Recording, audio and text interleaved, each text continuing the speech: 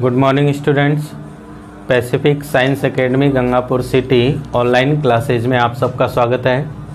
हम यहाँ पर पढ़ रहे हैं 12th क्लास बायोलॉजी, जिसमें हमने पहला चैप्टर स्टार्ट किया है।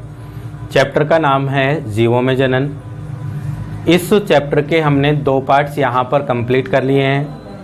आज हम यहाँ पर इसका तीसरा लेक्चर लेंगे।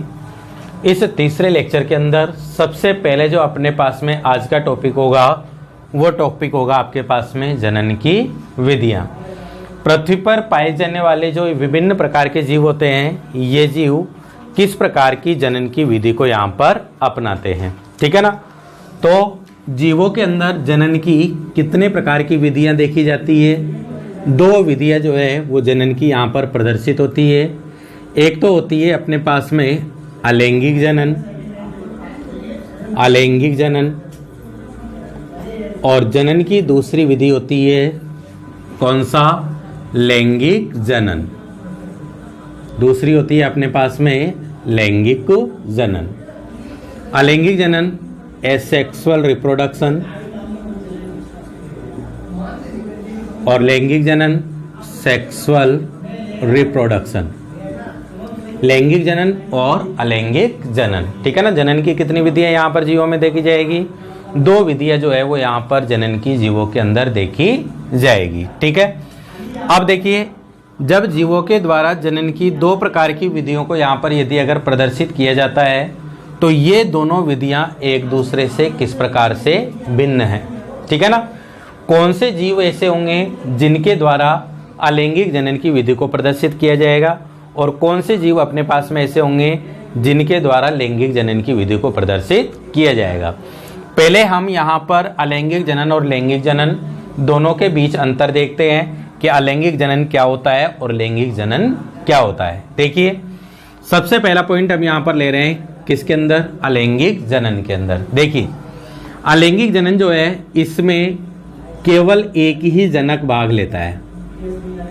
इसमें केवल एक ही जनक भाग लेता है। अलैंगिक जनन के अंदर केवल कितने जनक भाग लेंगे? एक ही जनक भाग लेता है। अर्थात अलैंगिक जनन जो है वो यूनिपेरेंटल होता है। यूनिपेरेंटल का मतलब क्या हो गया? यहाँ पर केवल एक ही जनक होगा। ये एक जनक जो है, इस एक ही जनक के द्वारा अपने ही समान यहाँ पर किसका निर्माण हो जाएगा? नई संततियों का निर्माण हो जाएगा। जबकि यदि अगर अपन किसकी बात कर रहे हैं? लैंगिक जनन की यदि अगर अपन बात कर रहे हैं तो इस लैंगिक जनन के अंदर इसमें 2 जनक भाग लेते हैं। 2 जनक यहाँ पर भाग लेते हैं। 2 जनक होंगे। एक जनक होगा यहाँ पर किसके रूप में? नर के रूप में, और दूसरा जनक यहाँ पर क्या होगा? मादा के रूप में होगा। अर्थात ये क्या होते हैं? बाई पेरेंटल होते हैं। इसमें 2 जनक भाग लेते हैं, ठीक है ना। दूसरा अंतर यहाँ पर हम देख रहे हैं अलैंगिक जनन के अंतर्गत। तो देखिए, अलैंगिक जनन के अंतर्गत इसमें उत्पन्न होने वाली संतति कोशिकाएं या संततियां, इसमें उत्पन्न होने वाली संततियां परस्पर समान या किसके समान प्राप्त होती है? जनक के समान प्राप्त होती है। जनक के समान प्राप्त होती है, ठीक है। क्या कह रही है ये लाइन? देखिए कि जब किसी भी जीव के द्वारा कौन सी जनन की प्रक्रिया को अपनाया जाएगा? अलैंगिक जनन की प्रक्रिया को अपनाया जाएगा। तो इस अलैंगिक जनन के अंतर्गत 2 टॉपिक हमने यहाँ पर 2 लाइन जो है वो अपने यहाँ पर देखी है।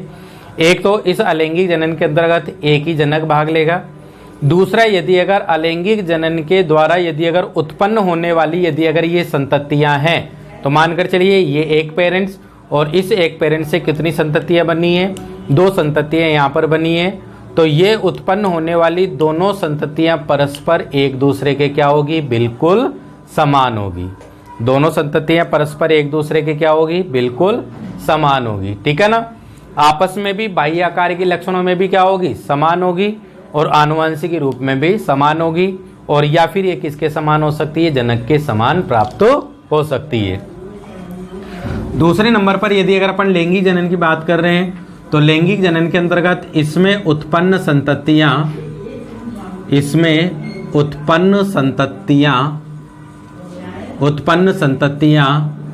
परस्पर भिन्न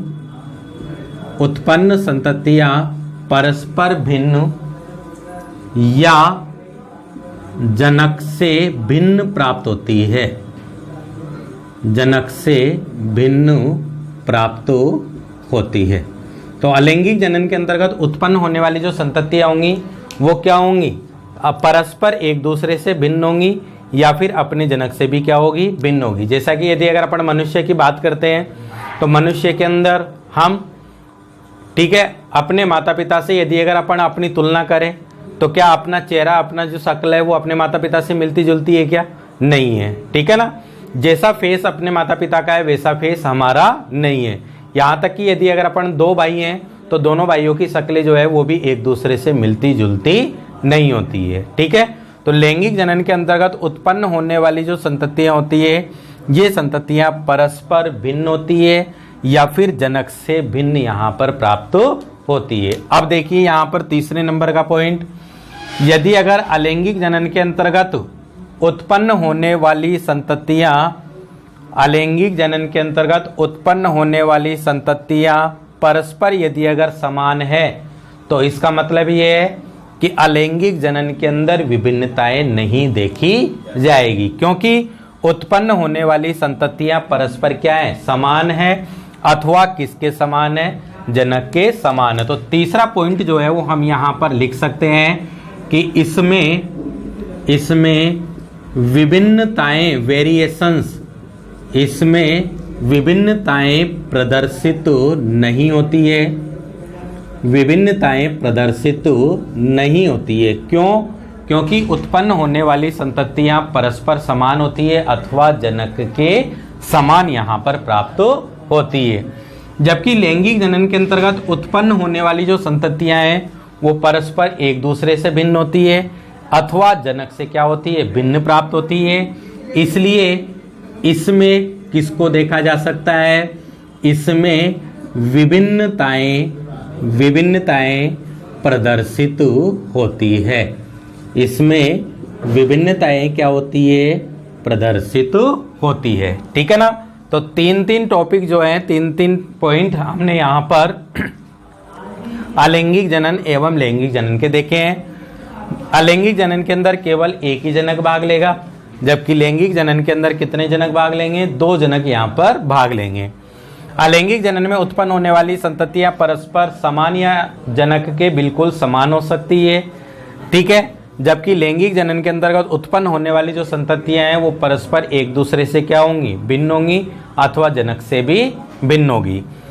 अलैंगिक जनन के अंतर्गत विभिन्नताएं प्रदर्शित नहीं होती है क्योंकि उत्पन्न संततियां समान हैं, जबकि लैंगिक जनन के अंदर विभिन्नताएं प्रदर्शित होती है क्योंकि उत्पन्न संततियां एक दूसरे से क्या होती है, भिन्न होती है। ठीक है ना।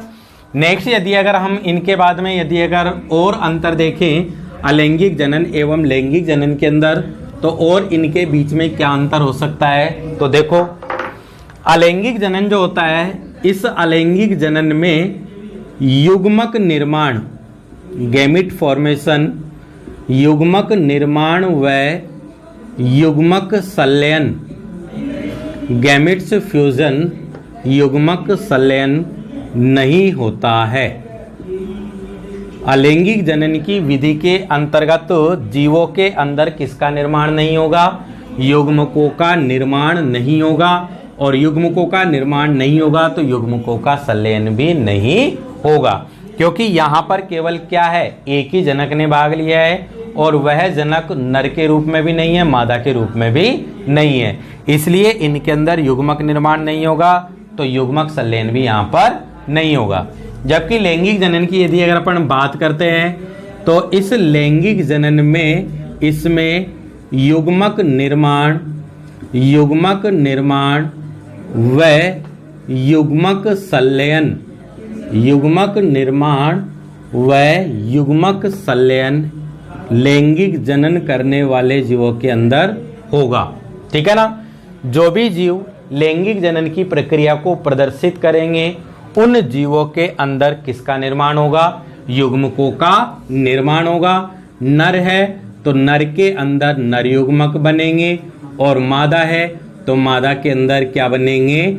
मादा युग्मक बनेंगे। और जब यहाँ पर युग्मक निर्माण होगा तो युग्मक निर्माण के साथ साथ यहाँ पर कौन सी प्रक्रिया को भी देखा जाएगा? युग्मक संलयन की प्रक्रिया को भी यहाँ पर देखा जाएगा। ठीक है ना। तो अलैंगिक जनन के अंदर युग्मकों का निर्माण नहीं होता है, जबकि लैंगिक जनन के अंदर युग्मकों का निर्माण होता है। अलैंगिक जनन में युग्मक संलयन नहीं होता है, जबकि लैंगिक जनन के अंदर युग्मक संलयन होता है। अब हम जानते हैं कि नर युग्मक व मादा युग्मक के संलयन की प्रक्रिया क्या कहलाती है। आप अच्छी तरीके से जानते हो, नर युग्मक व मादा युग्मक के संलयन की प्रक्रिया निषेचन कहलाती है। क्या कहलाती है? निषेचन कहलाती है। अब निषेचन की प्रक्रिया कब होगी? निषेचन की प्रक्रिया तभी होगी जब युग्मकों का निर्माण होगा, क्योंकि युग्मकों का निर्माण होगा तो ही युग्मक क्या होंगे? संलयित होंगे, और युग्मक संलयित होंगे तो उनके अंदर कौन सी क्रिया हो जाएगी? निषेचन की क्रिया उनके अंदर संपन्न हो जाएगी। अब यदि अगर हम अलैंगिक जनन की बात कर रहे हैं तो अलैंगिक जनन के अंदर किसका निर्माण नहीं हो रहा है? युग्मकों का निर्माण नहीं हो रहा है। तो युग्मकों का निर्माण नहीं होगा तो युग्मक संलयन भी नहीं होगा, और युग्मक संलयन नहीं होगा तो इसमें कौन सी क्रिया नहीं होगी? निषेचन की क्रिया इसमें नहीं होती है। निषेचन की क्रिया अलैंगिक जनन में नहीं होती है, जबकि लैंगिक जनन में युग्मक निर्माण भी होता है, युग्मक संलयन भी होता है, इसलिए इसमें निषेचन होता है। निषेचन होता है। ठीक है ना। तो अलैंगिक जनन में निषेचन नहीं होता है, जबकि लैंगिक जनन के अंदर क्या होता है? निषेचन होता है। ठीक है। नेक्स्ट यदि अगर अपन बात करते हैं अलैंगिक जनन की, तो अलैंगिक जनन देखिए सबसे महत्वपूर्ण पॉइंट है 6 नंबर का, अलैंगिक जनन और लैंगिक जनन में 6 नंबर का सबसे महत्वपूर्ण है कि अलैंगिक जनन के अंदर निर्मित होने वाली जो संततियां होती है, अलैंगिक जनन में निर्मित होने वाली जो संततियां होती है, इन संततियों को क्या कहा जाता है? क्लोन कहा जाता है। क्या कहा जाता है? क्लोन कहा जाता है। क्या कहा जाता है? क्लोन कहा जाता है। जबकि लैंगिक जनन के अंदर निर्मित होने वाली जो संततियां होती है, निर्मित होने वाली जो संततियां होती है, इन्हें क्या नहीं कहा जाता है? क्लोन नहीं कहा जाता है। ठीक है ना।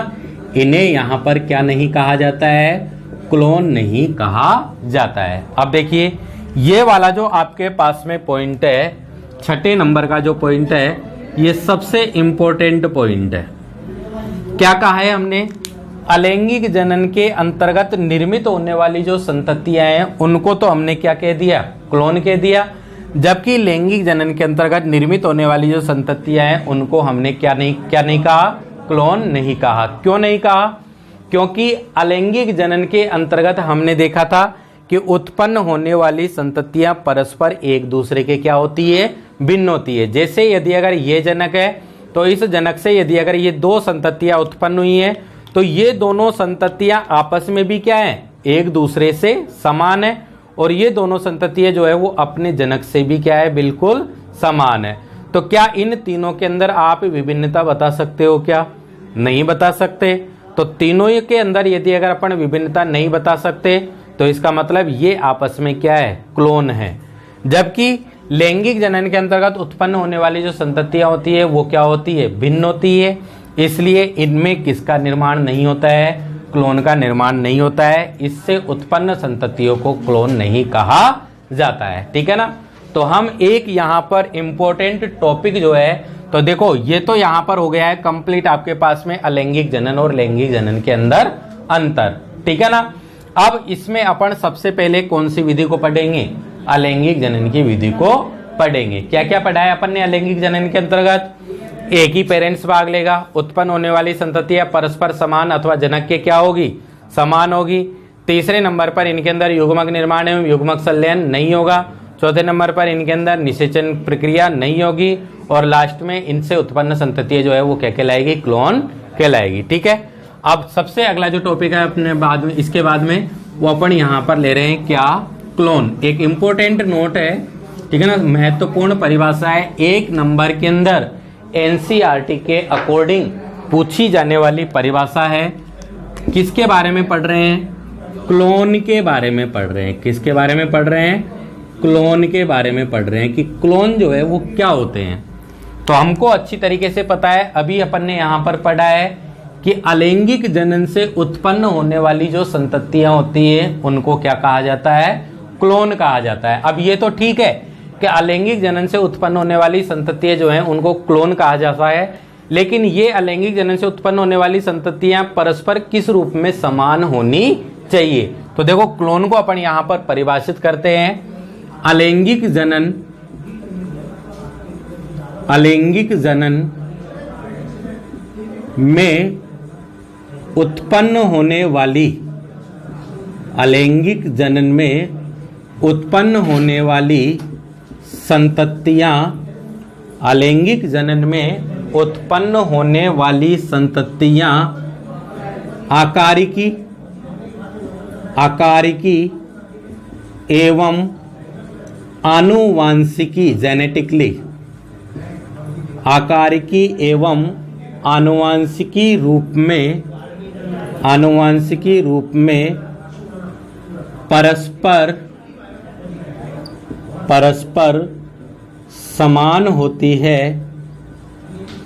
समान होती है, जिन्हें क्या कहा जाता है, जिन्हें क्लोन कहा जाता है। जिन्हें क्या कहा जाता है, क्लोन कहा जाता है। ठीक है ना, तो ये एक सिंपल सी डेफिनेशन जो है वो हमने यहाँ पर देखी है, किसकी, क्लोन की। क्या परिभाषा लिखी है, देखिए, अलैंगिक जनन में उत्पन्न होने वाली संततियां, किस रूप में, अलैंगिक जनन में उत्पन्न होने वाली संततियां यदि अगर आकारिकी एवं आनुवांशिकी, आकारिकी मतलब मॉर्फोलॉजिकल स्ट्रक्चर, इस संततियों का बाह्य स्वरूप आपको कैसा दिखाई दे रहा है, ये संततियां जो है वो परस्पर एक दूसरे से बाह्य रूप में एक जैसी दिखाई दे रही है या अलग अलग दिखाई दे रही है। ठीक है ना, और इन दोनों संततियों के अंदर उपस्थित रहने वाले जो जीन हैं वो बिल्कुल एक दूसरे के समान है या एक दूसरे से क्या है, भिन्न है। तो इन्हें यहाँ पर इस आधार पर क्या कहा जा सकता है, क्लोन कहा जा सकता है। तो सीधी सी परिभाषा हमने यहाँ पर क्लोन की नोट की है। सबसे इंपॉर्टेंट परिभाषा है, 1 नंबर में एनसीईआरटी के अंदर पूछी जाने वाली परिभाषा है कि अलैंगिक जनन में उत्पन्न होने वाली संततियां आकारिकी, मॉर्फोलॉजिकल, आकारिकी एवं आनुवांशिकी, जेनेटिकली रूप में क्या होती है, परस्पर समान होती है, जिन्हें यहाँ पर क्या कहा जाता है, क्लोन कहा जाता है। ठीक है ना, तो ये आपके पास में किसकी परिभाषा हो गई, क्लोन की परिभाषा हो गई। ठीक है, तो अलैंगिक जनन जो है वो हमने यहाँ पर पूरी तरीके से क्या किया है, कंप्लीट किया है। अलैंगिक जनन के अंदर हमने एक छोटे से टॉपिक के रूप में, छोटी सी डेफिनेशन के रूप में क्लोन के बारे में जाना है। अब हम यहाँ पर ये देखते हैं कि अलैंगिक जनन, एसेक्सुअल रिप्रोडक्शन, अलैंगिक जनन जो है वो किन जीवों के अंदर देखा जा सकता है, इसके क्या क्या एग्जाम्पल हो सकते हैं। पृथ्वी पर पाए जाने वाले ऐसे कौन से जीव हैं जिनके द्वारा अलैंगिक जनन की विधि को प्रदर्शित किया जा सकता है। तो देखिए, सबसे पहला एग्जाम्पल आपके पास में कि अलैंगिक जनन, यदि अगर आपसे पूछा जाए कि अलैंगिक जनन किन जीवों के द्वारा प्रदर्शित किया जाएगा, तो देखिए, सभी एक कोशिकीय जीव जितने भी होते हैं, सभी एक कोशिकीय जीव, सभी एक कोशिकीय जीव जो कौन से जगत के अंतर्गत सम्मिलित हों, मोनेरा व प्रोटिस्टा, मोनेरा व प्रोटिस्टा जगत के अंतर्गत सम्मिलित हों, उनके अंदर कौन से जनन को देखा जा सकता है, अलैंगिक जनन को देखा जा सकता है। ठीक है ना, मोनेरा के अंतर्गत। अब देखो, इधर देखिए, यहाँ पर मुझे बताइए कि एक कोशिकीय जीव मोनेरा और प्रोटिस्टा जगत के एक कोशिकीय जीवों में क्या अंतर है। मोनेरा एवं प्रोटिस्टा जगत के एक कोशिकीय जीवों में क्या अंतर है। मोनेरा एवं प्रोटिस्टा जगत के एक कोशिकीय जीवों में ये अंतर है कि मोनेरा जगत के जो जीव होते हैं एक कोशिकीय, ये कैसे होते हैं, प्रोकैरियोटिक होते हैं। ये कैसे होते हैं, प्रोकैरियोटिक होते हैं। जबकि प्रोटिस्टा जगत के अंतर्गत आने वाले जो एक कोशिकीय जीव होते हैं, अमीबा, पैरामीशियम, यूग्लिना, ये कैसे जीव होते हैं, यूकैरियोटिक एक कोशिकीय जीव होते हैं। तो ये आपको अच्छी तरीके से ध्यान रखना है। सभी एक कोशिकीय जीव, चाहे वो प्रोकैरियोटिक मोनेरा जगत के हो या फिर यूकैरियोटिक प्रोटिस्टा जगत के हो, इनके अंदर कौन सी जनन की विधि को देखा जाएगा, अलैंगिक जनन की विधि को देखा जाएगा। दूसरे नंबर पर अलैंगिक जनन किन के अंदर देखा जा सकता है, तो उच्च वर्गीय जो पादप होते हैं, उच्च वर्गीय जो पादप होते हैं, इन उच्च वर्गीय पादपों में भी कौन सी विधि को देखा जा सकता है, अलैंगिक जनन की विधि को देखा जा सकता है। लेकिन यहां पर ये आपको अच्छी तरीके से ध्यान रखना है, ये आपको अच्छी तरीके से आना चाहिए कि उच्च वर्गीय पादपों में जो अलैंगिक जनन की विधि होती है, इन उच्च वर्गीय पादपों में जो अलैंगिक जनन की विधि होती है उसे किस नाम से जाना जाता है, कायिक प्रवर्धन के नाम से जाना जाता है, वेजिटेटिव प्रोपेगेशन या कायिक जनन के नाम से जाना जाता है। तो हम यहाँ पर एक्चुअली में पादपों में कायिक प्रवर्धन की प्रक्रिया को पढ़ते हैं, और यह कायिक प्रवर्धन या कायिक जनन जो है वो कौन सी विधि का प्रकार है, अलैंगिक जनन की विधि का प्रकार है, जो केवल किसके द्वारा प्रदर्शित किया जाता है, उच्च वर्गीय पादपों के द्वारा प्रदर्शित किया जाता है। सभी एक कोशिकीय जीव मोनेरा एवं प्रोटिस्टा एवं उच्च वर्गीय पादपों के द्वारा अलैंगिक जनन की विधि को प्रदर्शित किया जाएगा। कशेरुक एवं अकशेरुक जीव जो होते हैं, अकशेरुकी नॉन कॉर्डेटा व कशेरुकी कॉर्डेटा जीवों में, ये अच्छी तरीके से आपको ध्यान रखना है, नॉन कॉर्डेटा एवं कॉर्डेटा जीवों में अलैंगिक जनन पूर्णतः क्या होता है, अनुपस्थित होता है। अलैंगिक जनन पूर्णतः क्या होता है, अनुपस्थित होता है। इनके अंदर अलैंगिक जनन किसी भी प्रकार की विधि द्वारा संपन्न नहीं होता है। ठीक है ना। तो अलैंगिक जनन किन किन जीवों के अंदर देखा जाएगा, अच्छी तरीके से आपको आना चाहिए। कहीं पर भी यदि अगर आपको एक कोशिकीय जीव, चाहे वो मोनेरा जगत के अंतर्गत आता हो, चाहे वह प्रोटिस्टा जगत के अंतर्गत आता हो, उनके अंदर यदि अगर आपसे जनन की विधि पूछी जाए तो कौन सा जनन इनके अंदर देखा जाएगा, अलैंगिक जनन देखा जाएगा। उच्च वर्गीय पादपों में यदि अगर आपसे कहा जाए कि अलैंगिक जनन क्या इनके अंदर संपन्न होता है, तो आप कह सकते हो हाँ, इन उच्च वर्गीय पादपों के अंदर अलैंगिक जनन संपन्न होता है। लेकिन इन उच्च वर्गीय पादपों में अलैंगिक जनन को किस नाम से जाना जाता है, कायिक प्रवर्धन के नाम से, वेजिटेटिव प्रोपेगेशन के नाम से जाना जाता है। अकशेरुकी व कशेरुकी जीवों में अलैंगिक जनन पूर्णतः क्या होता है, अनुपस्थित होता है। तो ये हमने यहाँ पर पूरी तरीके से कंप्लीट किया है अलैंगिक जनन। ठीक है ना। अब हम यहाँ पर अलैंगिक जनन की विभिन्न प्रकार की विधियां पढ़ेंगे। अलैंगिक जनन की कौन कौन सी विधियां हैं जो किस किस प्रकार के जीवों के द्वारा प्रदर्शित की जाती है। तो आपके पास में अगला टॉपिक होगा अलैंगिक जनन की विधियां। नेक्स्ट टॉपिक आप डालिए, नेक्स्ट टॉपिक होगा आपके पास में अलैंगिक जनन की विधियां। चलिए, जीवों में अलैंगिक जनन कितनी विधियों द्वारा संपन्न हो सकता है, तो देखिए अलैंगिक जनन की यहाँ पर 6 विधियां जीवों के अंदर देखी जा सकती है। कौन कौन सी विधि है? सबसे पहले यदि अगर अपन विधि को देखें तो सबसे पहली विधि होती है विखंडन विधि। कौन सी विधि? विखंडन विधि, जिसे फिजन बोला जाता है, विखंडन। अलैंगिक जनन की दूसरी विधि होती है मुकुलन। अलैंगिक जनन की दूसरी विधि होती है मुकुलन, जिसे बोला जाता है बडिंग, मुकुलन। अलैंगिक जनन की तीसरे नंबर की विधि होती है खंडन। अलैंगिक जनन की तीसरे नंबर की विधि होती है खंडन, फ्रेगमेंटेशन, फ्रेगमेंटेशन, खंडन जिसे बोला जाता है। अलैंगिक जनन की चौथे नंबर की विधि होती है बीजाणु निर्माण।